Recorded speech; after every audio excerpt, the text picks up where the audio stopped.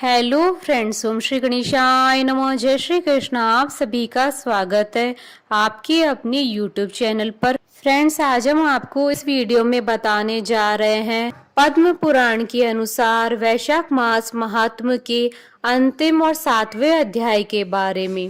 Friends, कल से वैशाख मास महात्म्य के स्कंद पुराण के अध्यायों का प्रारंभ होगा। फ्रेंड्स, वीडियो शुरू करने से पहले आपसे रिक्वेस्ट है, अगर आप हमारे चैनल पर नए हैं और आपने अभी तक चैनल को सब्सक्राइब नहीं किया है तो प्लीज सब्सक्राइब कीजिएगा चैनल को, साथ ही प्रेस कीजिएगा बेल आइकन को, जिससे नए वीडियो से रिलेटेड नोटिफिकेशन आपको तुरंत प्राप्त हो सके।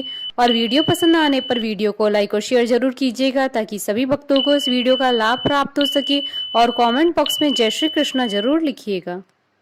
वैशाख मास महात्म सब प्रकार के विघ्नों का नाश करने वाले तथा सारी सृष्टि का पालन करने वाले श्री गणेश जी, ज्ञान के दाता श्री सरस्वती जी तथा सब पुराणों के कर्ता श्री व्यास जी तथा श्री गुरुदेव के चरण कमलों में नमस्कार करके भगवान की श्रद्धा और भक्ति रस में डूबे हुए वैशाख मास महात्म की कथा कहती हूँ।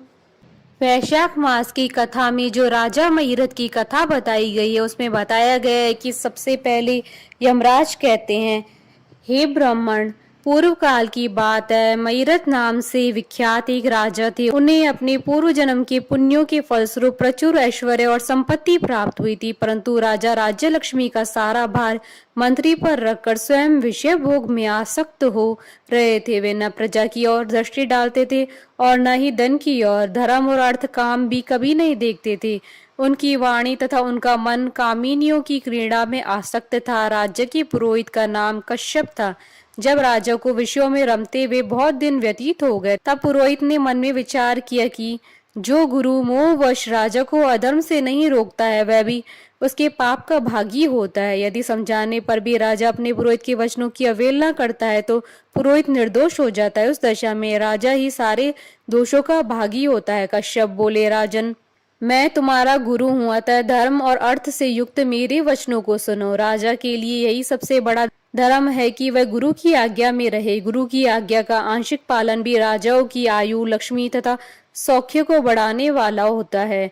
तुमने दान के द्वारा कभी ब्राह्मणों को तृप्त नहीं किया, भगवान श्री विष्णु की आराधना नहीं की, कोई व्रत, तपस्या तथा तीर्थ नहीं किया। महाराज, कितने खेद की बात है कि तुमने काम के अधीन होकर कभी भगवान के नाम का स्मरण नहीं किया। अबलाओं की संगत में पढ़कर विद्वानों की संगति नहीं की। जिसका मन स्त्रियों ने हर लिया, उसे अपनी विद्या, तपस्या, त्याग, नीति तथा विवेकशील चित्त से क्या लाभ हुआ। एकमात्र धर्म ही सबसे महान और श्रेष्ठ है, जो मृत्यु के बाद भी साथ जाता है। शरीर के उपभोग में आने वाली अन्य जितनी वस्तुएं हैं, ये सब यही नष्ट हो जाती है। धर्म की सहायता से ही मनुष्य दुर्गति से पार होता है। राजेंद्र, क्या तुम नहीं जानते, मनुष्य के जीवन का विलास जल की उत्ताल तरंगों के समान चंचल एवं अनित्य है। जिनके लिए विनय ही पगड़ी और मुकुट है, सत्य और धर्म ही कुंडल है तथा त्याग ही कंगन है, उन्हें जड़ आभूषणों की क्या आवश्यकता है। मनुष्य की निर्जीव शरीर को काठ और डेले के समान पृथ्वी पर फेंके उनके बंधु बांधव मुंह फेर कर चल देते हैं। केवल धर्म ही उसके पीछे पीछे जाता है। सब कुछ जा रहा है। आयु प्रतिदिन क्षीण हो रही है तथा यह जीवन भी लुप्त हो जा रहा है। ऐसी अवस्था में भी तुम उठकर भागते क्यों नहीं। स्त्री, पुत्र आदि, कुटुंब, शरीर तथा द्रव्य संग्रह, ये सब पराये हैं, अनित्य है, किंतु पुण्य और पाप अपने हैं। जब एक दिन सब कुछ छोड़कर तुम्हें विवशता पूर्वक जाना ही है, तो तुम अनर्थ में फंसकर अपने धर्म का अनुष्ठान क्यों नहीं करते हो। मरने के बाद उस दुर्गम पथ पर अकेले कैसे जा सकोगे, जहाँ न ठहरने के लिए स्थान, न खाने योग्य अन्न, न पानी, न राह खर्च, न राह बताने वाला कोई गुरु ही है। यहाँ से प्रस्थान करने के बाद तुम्हारे पीछे कुछ भी नहीं जाएगा, केवल पाप और पुण्य जाते समय तुम्हारे पीछे पीछे जाएंगे। अतः तुम आलस्य छोड़कर वेदों तथा स्मृतियों में बताए हुए देश और कुल की अनुरूप हितकारक कर्म का अनुष्ठान करो। धर्म मूलक सदाचार का सेवन करो। अर्थ और काम भी यदि धर्म से रहित हो तो उनका परित्याग कर देना चाहिए। दिन रात इंद्रिय विजय रूपी योग का अनुष्ठान करना चाहिए, क्योंकि जितेंद्रिय राजा ही प्रजा को अपने वश में रख सकता है। लक्ष्मी अत्यंत प्रगल्भ्य रमणी के कटाक्ष के समान चंचल होती है। विनय रूपी गुण धारण करने से ही वह राजाओं के पास दीर्घ काल तक ठहरती है। जो अत्यंत कामी और घमंडी है, जिसका सारा कार्य बिना विचारे ही होता है, उन मूढ़ चेता राजाओं की संपत्ति उनकी आयु के समान ही नष्ट हो जाती है। व्यसन और मृत्यु इनमें व्यसन को ही कष्टदायक बताया गया है। व्यसन में पड़े हुए राजा की अधोगति होती है और जो व्यसन से दूर रहता है वह स्वर्गलोक में जाता है। व्यसन व दुख विशेषता काम से ही उत्पन्न होते हैं, अतः काम का परित्याग करो। पापों में फंस जाने पर वैभव व भोग स्थिर नहीं रहते हैं, वह शीघ्र ही नष्ट हो जाते हैं। चलते रुकते जागते सोते समय भी इसका चित्त विचार में संलग्न नहीं रहता है, वह जीते जी मरे तुल्य है। विद्वान पुरुष विषय चिंता को छोड़कर समतापूर्ण स्थिर व व्यवहारिक युक्ति से परमार्थ का साधन करते हैं। जीव का चित्त बालक की भांति चपल होता है, अतः उसे बलपूर्वक काम लेना चाहिए। राजन, धर्म के तत्वदर्शी वृद्ध पुरुषों की बुद्धि का सारा ले पराबुद्धि के द्वारा अपने कुपथगामी चित्त को वश में करना चाहिए। लौकिक धर्म, मित्र, भाई, बंधु, हाथ पैरों का चलना, देशांतर में जाना, शरीर से कलेश उठाना तथा तीर्थ के लिए यत्न करना आदि कोई भी परम पद प्राप्ति में सहायता नहीं कर सकते। केवल परमात्मा में मन लगाकर उनका नाम जप करने से ही उस पद की प्राप्ति होती है। इसलिए राजन, विद्वान पुरुष को उचित है कि वह विषयों में प्रवृत्त हुए चित्त को रोकने के लिए यत्न करे। यत्न से वह अवश्य ही वश हो जाता है। यदि मनुष्य मोह में पड़ जाए और स्वयं विचार करने में असमर्थ हो जाए तो उसे विद्वान सुहृदों के पास जाकर प्रश्न करना चाहिए। वे पूछने पर यथोचित कर्तव्य का उपदेश देते हैं। कल्याण की इच्छा रखने वाले को हर एक उपाय से काम और क्रोध का निग्रह करना चाहिए, क्योंकि वे दोनों ही कल्याण का विघात करने के लिए उद्यत रहते हैं।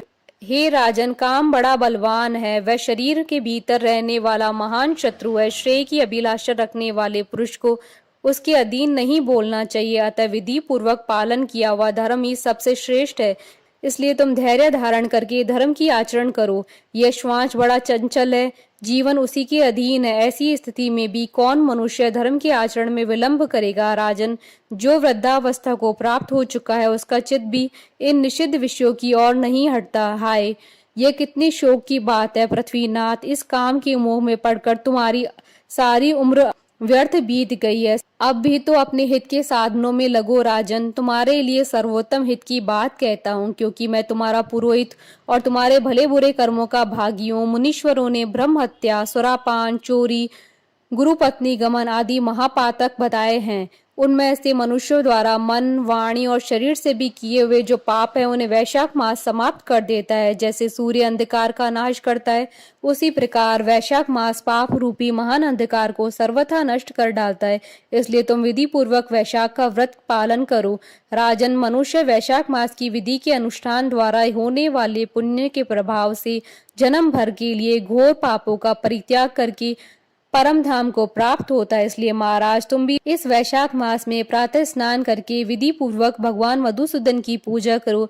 जिस प्रकार कूटने छांटने की क्रिया से चावल की भूसी छूट जाती है, मांजने से तांबे की कालिक मिट जाती है, उसी प्रकार शुभ कर्म का अनुष्ठान करने से पुरुष के अंतःकरण का मल धुल जाता है। राजा ने कहा, सौम्य स्वभाव वाले गुरुदेव, आपने मुझे वह अमृत पिलाया है जिसका आविर्भाव समुद्र से नहीं हुआ है। आपका वचन संसार रूपी रोग का निवारण तथा दुर्व्यसनों से मुक्त करने वाला द्रव्य भिन्न औषध है। आपने कृपा करके मुझे आज इस औषध का पान कराया है। विप्रवर सत्पुरुषों का समागम मनुष्य को हर्ष प्रदान करने वाला है, उनके पाप को दूर भगाने वाला तथा जरा मृत्यु का अपहरण करने वाली संजीवनी बूटी है। इस पृथ्वी पर जो जो मनोरथ दुर्लभ माने गए वे सब यहाँ साधुओं के प्रसंगों के संग से प्राप्त हो जाते हैं। जो पापों का अपहरण करने वाली सत्संग की गंगा में स्नान कर चुका है, उसे दान, तीर्थ सेवन, तपस्या तथा यज्ञ करने की क्या आवश्यकता है। प्रभु, आज के पहले मेरे मन में जो जो भाव उठते थे वे सब केवल काम सुख के प्रति लोभ उत्पन्न करने वाले थे, परंतु आज आपके दर्शन से तथा वचन सुनने से उसमें विपरीत भाव आ गया है। मूर्ख मनुष्य एक जन्म के सुख के लिए हजारों जन्मों का सुख नष्ट करता है और विद्वान पुरुष एक जन्म से हजारों जन्म मना लेता है। हाय हाय, कितनी खेद की बात है कि मुझ मूर्ख ने अपने मन को सदा काम जनित रस के अवसादन सुख में ही फंसाए रखने के कारण कभी कुछ भी आत्म कल्याण का कार्य नहीं किया। अहो, मेरे मन का कैसा मोह है जिससे मैंने स्त्रियों की फेर में पड़कर अपनी आत्मा को घोर विपत्ति में डाल दिया, जिसका भविष्य अत्यंत दुखमय है, जिसे पार पाना बहुत कठिन है। भगवान, आपने स्वतः संतुष्ट होकर अपनी वाणी से आज मुझे मेरी स्थिति का बोध करा दिया। अब उपदेश देकर मेरा उद्धार कीजिए। पूर्व जन्म में मैंने कोई पुण्य कर्म किया था जिससे आपने मुझे बोध कराया है। विशेषतः आपके चरणों की धूलि से आज मैं पवित्र हो गया हूँ। वक्ताओं में श्रेष्ठ, अब आप मुझे वैशाख मास की विधि बताइए। कश्यप जी बोले, राजन, बुद्धिमान पुरुष को चाहिए कि वह बिना पूछे अथवा अन्याय पूर्वक पूछने पर भी किसी को उपदेश न दे। लोक में जानते हुए भी जड़वत अनजान की भांति आचरण करे, परंतु विद्वानों, शिष्यों, पुत्रों तथा श्रद्धालु पुरुषों को उनके हित की बात कृपा पूर्वक बिना पूछे भी बतानी चाहिए। राजन, इस समय तुम्हारा मन धर्म में स्थित हुआ है, अतः तुम्हें वैशाख स्नान की उत्तम व्रत का पालन कराऊंगा। तदंतर पुरोहित कश्यप ने राजा महिरथ से वैशाख मास में स्नान, दान तथा पूजन कराया। शास्त्र में वैशाख स्नान की जैसी विधि उन्होंने देखी थी, उनका पूरा पूरा पालन कराया। राजा महिरथ ने भी गुरु की प्रेरणा से उस समय विधि पूर्वक सब नियमों का पालन किया तथा माधव मास का जो जो विधान उन्होंने बताया वह आदर पूर्वक सुना। उन नृपश्रेष्ठ ने प्रातः काल स्नान करके भक्ति भाव के साथ पाद्य और अर्घ्य आदि देकर श्री हरि का पूजन किया तथा नैवेद्य का भोग लगाया। यमराज कहते हैं, ब्राह्मण, तत्पश्चात राजा के ऊपर काल की दृष्टि पड़ी। अधिक मात्रा में रति का सेवन करने से उन्हें क्षय का रोग हो गया था, जिससे उनका शरीर अत्यंत दुर्बल हो गया था। अंतोगत्वा उनकी मृत्यु हो गई। उस समय मेरे तथा भगवान विष्णु के दूत भी उन्हें लेने पहुंचे। विष्णु दूतों ने ये राजा धर्मात्मा है यूं कहकर मेरे सेवकों को डांटा और स्वयं राजा को विमान में बैठाकर वैकुंठ लोक को ले गए। वैशाख मास में प्रातः काल स्नान करने से राजा का पातक नष्ट हो चुका था। भगवान विष्णु के दूत अत्यंत चतुर होते हैं। वे भगवान की आज्ञा के अनुसार राजा महिरथ को नरक मार्ग के निकट से ले चले। जाते जाते राजा ने नरक में पकाए जाने के कारण घोर चित्कार करने वाले नारकीय जीवों का अंतर्नाद सुना। कड़ा में डालकर औटाए जाने वाले पापियों का क्रदन बड़ा भयंकर था। सुनकर राजा को बड़ा विस्मय हुआ। वह अत्यंत दुखी होकर दूतों से बोले, जीवों की कराहने की यह भयंकर आवाज क्यों सुनाई दे रही है? इसमें क्या कारण है? आप लोग ये सब बताने की कृपा करें। विष्णु दूत बोले, जिन प्राणियों ने धर्म की मर्यादा का परित्याग किया है, जो पापचारी एवं पुण्यहीन, वे तामस्त्र आदि भयंकर नरकों में डाले गए हैं। पापी मनुष्य प्राण त्याग के पश्चात यमलोक के मार्ग में आकर भयानक दुख भोगते हैं। यमराज के भयंकर दूत उन्हें इधर उधर घसीटते हैं। वे अंधकार में गिर पड़ते हैं। उन्हें आग में जलाया जाता है। उनके शरीर में कांटे चुभाए जाते हैं। उनको आरी से चीरा जाता है तथा वे भूख प्यास से पीड़ित रहते हैं। पीव और रक्त की दुर्गंध के कारण उन्हें बार बार मूर्छा आ जाती है। कहीं खोलते हुए तेल में औटाए जाते हैं, कहीं उन पर मूसलों की मार पड़ती है और कहीं तपाए हुए लोहे की शिलाओं पर डालकर उन्हें पकाया जाता है। कहीं वमन, कहीं पीप और कहीं रक्त उन्हें खाने को मिलता है। मुर्दों की दुर्गंध से भरे हुए करोड़ों नरक है, जहाँ शरपत्र वन है, शिलापात के स्थान है जहाँ पापी शिलाओं पर पटके जाते हैं तथा वहाँ की समतल भूमि भी आग से तपी हुई है।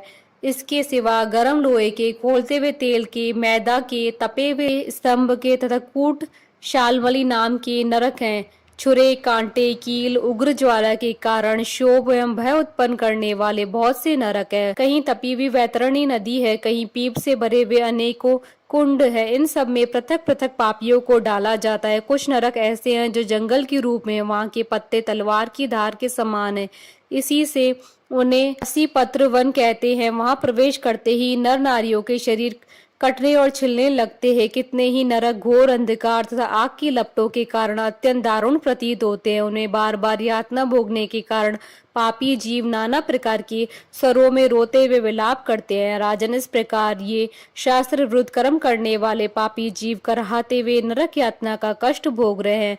उन्हीं का यह क्रदन हो रहा है। सभी प्राणियों को अपने पूर्वत कर्मों का भोग भोगना पड़ता है। पराई स्त्री का संग प्रसन्नता के लिए किया जाता है, किंतु वास्तव में वह दुख ही देने वाला होता है। 2 घड़ी तक किया हुआ विषय सुख का अवसादन अनेक कल्पों तक दुख देने वाला होता है। राजेंद्र, तुमने वैशाख मास में प्रातः स्नान किया, उसकी विधि का पालन करने से तुम्हारा शरीर पावन बन गया। उसे छूकर बहने वाली वायु का स्पर्श पाकर ये क्षण भर के लिए सुखी हो गए।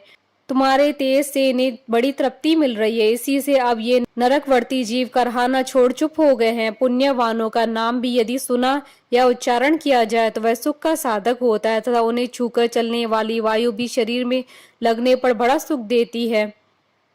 यमराज कहते हैं, करुणा के सागर राजा महिरथ के अद्भुत कर्म करने वाले भगवान श्री विष्णु के दूतों की उपयुक्त बात सुनकर द्रवित हो उठे।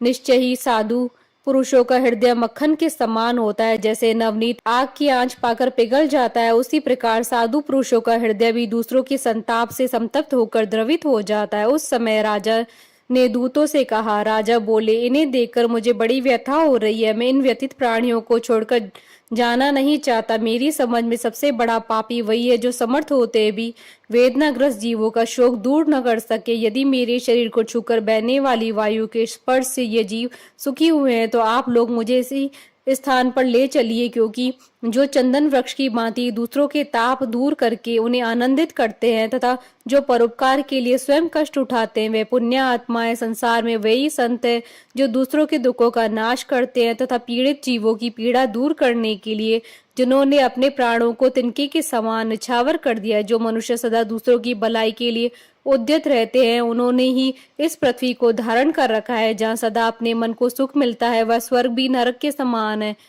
अतः साधु पुरुष सदा दूसरों के सुख से ही सुखी होते हैं। यहाँ नरक में गिरना अच्छा, प्राणों से वियोग हो जाना भी अच्छा, किंतु पीड़ित जीवों की पीड़ा दूर किए बिना एक ही क्षण में सुख भोगना अच्छा नहीं है। दूत बोले, हे राजन, पापी मनुष्य अपने कर्मों का ही फल भोगते हुए भयंकर नरक में पकाए जाते हैं। जिन्होंने दान, होम तथा पुण्य तीर्थ में स्नान नहीं किया है, मनुष्यों का उपकार तथा कोई उत्तम पुण्य नहीं किया, वे परलोक में आने पर भी घोर नरकों में पकाए जाते हैं।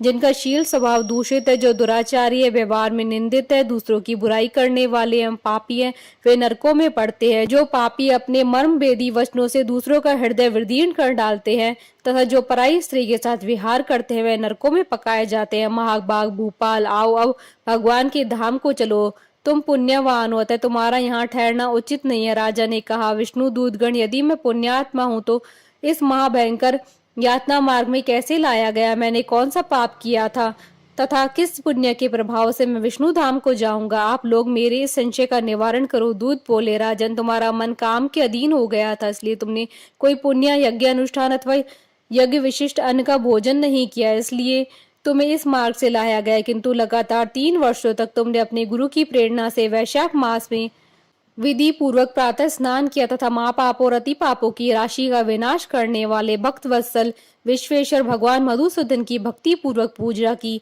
यह सब पुण्यों का सार है। केवल एक ही पुण्य से तुम देवताओं द्वारा पूजित होकर श्री विष्णु धाम को ले जाए जा रहे हो। नरेश्वर, जैसे एक ही चिंगारी पड़ जाने से तिनकों की राशि भस्म हो जाती है, उसी प्रकार वैशाख में प्रातः स्नान करने से पाप राशि का विनाश हो जाता है। जो वैशाख में शास्त्रोयुक्त नियमों से युक्त होकर स्नान करता है, वह हरि भक्त पुरुष अति पापों के समूह से छुटकारा पाकर विष्णु पद को प्राप्त होता है। यमराज कहते हैं, ब्राह्मण, तब दया सागर राजा ने उन जीवों के शोक से पीड़ित हो भगवान श्री विष्णु के दूतों से विनय पूर्वक कहा, साधु पुरुष प्राप्त हुए ऐश्वर्य का, गुणों का तथा पुण्य का ही यही फल मानते हैं कि इनके द्वारा कष्ट में पड़े हुए जीवों की रक्षा की जाए। यदि मेरा कुछ पुण्य है तो उसी के प्रभाव से ये नरक में पड़े हुए जीव निष्पाप होकर स्वर्ग को चले जाएं और मैं उनकी जगह नरक में निवास करूंगा। राजा के ऐसे वचन सुनकर श्री विष्णु के मनोहर दूत उनके सत्य और उदारता पर विचार करते हुए इस प्रकार बोले, राजन, इस दया रूप धर्म के अनुष्ठान से तुम्हारे संचित धर्म की विशेष वृद्धि हुई है। तुमने वैशाख मास में जो स्नान, दान, जप, होम, तप तथा देव पूजन आदि कर्म किए हैं, वे अक्षय फल देने वाले हो गए। जो वैशाख मास में स्नान दान करके भगवान का पूजन करता है, वह सब कामनाओं को प्राप्त होकर श्री विष्णु धाम को जाता है। एक और तप, ध्यान और यज्ञ आदि की शुभ क्रियाएं और एक और विधि पूर्वक आचरण में लाया हुआ वैशाख मास का व्रत हो, यह वैशाख मास ही महान है। राजा, वैशाख मास के एक दिन का भी जो पुण्य है वह तुम्हारे लिए सब दानों से बढ़कर है। दया के समान धर्म, दया के समान तप, दया के समान दान और दया के समान कोई मित्र नहीं है। पुण्य का दान करने वाला मनुष्य सदा लाख गुना पुण्य प्राप्त करता है। विशिष्ट तुम्हारी दया के कारण धर्म की अधिक वृद्धि हुई है। जो मनुष्य दुखित प्राणियों का दुख से उद्धार करता है, वही संसार में पुण्यात्मा है। उसे भगवान नारायण के अंश से उत्पन्न समझना चाहिए। वीर, वैशाख मास की पूर्णिमा को तीर्थ में जाकर जो तुमने सब पापों का नाश करने वाला स्नान दान आदि पुण्य किया है, उसे विधिवत भगवान श्री हरि को साक्षी बनाकर 3 बार प्रतिज्ञा करके इन पापियों के लिए दान कर दो, जिससे ये नरक से निकलकर स्वर्ग को चले जाएं। हमारा तो ऐसा ही विश्वास है कि पीड़ित जंतुओं को शांति प्रदान करने से जो आनंद मिलता है उसे मनुष्य स्वर्ग और मोक्ष से भी नहीं पा सकता है। सौम्य, तुम्हारी बुद्धि दया दान में दृढ़ है, इसे देखकर हम लोगों को भी उत्साह होता है। राजन, यदि तुम्हें अच्छा जान पड़े तो अब बिना विलंब किए इन्हें वह पुण्य प्रदान करो जो नरक यातना के दुख को दग्ध करने वाला है। विष्णु दूतों के यूं कहने पर दयालु राजा महीरथ ने भगवान गदाधर को साक्षी मानकर 3 बार प्रतिज्ञा पूर्वक संकल्प करके उन पापियों के लिए अपना पुण्य अर्पण कर दिया। वैशाख मास के एक दिन के ही पुण्य का दान करने से सभी जीव यम यातना के दुख से मुक्त हो गए। फिर अत्यंत हर्ष में भरकर वे श्रेष्ठ विमान पर आरूढ़ हुए और राजा की प्रशंसा करते हुए उन्हें प्रणाम कर स्वर्ग को चले गए। इस दान से राजा को विशेष पुण्य की प्राप्ति हुई। मुनियों और देवताओं का समुदाय उनकी स्तुति करने लगा तथा वे जगदीश्वर श्री विष्णु के पार्षदों द्वारा अभिवंदित होकर उस परम पद को प्राप्त हुए जो बड़े बड़े योगियों के लिए भी दुर्लभ है। द्विज श्रेष्ठ, ये वैशाख मास और पूर्णिमा का कुछ महात्मा जहाँ थोड़े में बतलाया गया। यह धन, यश, आयु तथा परम कल्याण प्रदान करने वाला है। इतना ही नहीं, इससे स्वर्ग तथा लक्ष्मी की प्राप्ति होती है। यह प्रशंसनीय महात्मा अंतःकरण को शुद्ध करने वाला, पापों को धो डालने वाला है। माधव मास का यह महात्मा भगवान माधव को अत्यंत प्रिय है। राजा महीरथ का चरित्र, हम दोनों का संवाद सुनने पढ़ने तथा विधि पूर्वक अनुमोदन करने से मनुष्य को भगवान की भक्ति प्राप्त होती है, जिससे समस्त कलेशों का नाश होता है। सूत जी कहते हैं, धर्मराज की यह बात सुनकर वह ब्राह्मणों ने प्रणाम करके चला गया। उसने भूतल पर प्रतिवर्ष स्वयं तो वैशाख स्नान की विधि का पालन किया है ही, दूसरों को भी कराया। यह ब्राह्मण और यम का संवाद मैंने आप लोगों को वैशाख मास के पुण्यमय स्नान के प्रसंग से सुनाया है। जो एकचित होकर वैशाख मास के महात्मा का श्रवण करता है वह सब पापों से मुक्त होकर श्री विष्णु के परम पद को प्राप्त करता है। इति श्री पद्म पुराण अंतर्गत वैशाख स्नान महात्म्य संपूर्ण हुआ। बोलिए भगवान विष्णु की जय, सनातन धर्म की जय। हमारे साथ इस वीडियो में अंत तक बने रहने के लिए आपका धन्यवाद। ओम श्री गणेशाय नमः। जय श्री कृष्ण।